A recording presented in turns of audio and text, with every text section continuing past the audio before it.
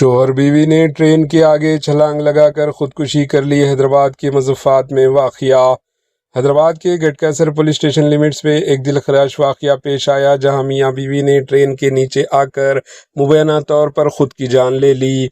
مہلوکین کی شناخت روی کمار اور شریشا کے طور پر ہوئی ہے، جو کنٹلورو علاقے کے رہنے والے تھے۔ مقامی افراد کی اطلاع پر پولیس فوری طور پر جائے حادثہ پر پہنچی، نعشوں کو پوسٹ مارٹم کے لیے گاندھی ہسپتال منتقل کیا اور کیس درج کر کے تحقیقات کا آغاز کر دیا۔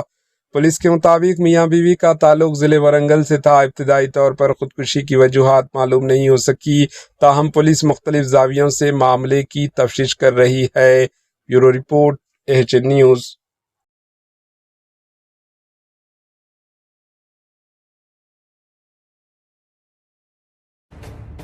AHN نیوز کے YouTube چینل کو سبسکرائب کریں اور بیل آئیکن کو دبانا نہ بھولیں تاکہ آپ کو ہر نئی آنے والی ویڈیو کا نوٹیفیکیشن بر وقت مل سکے۔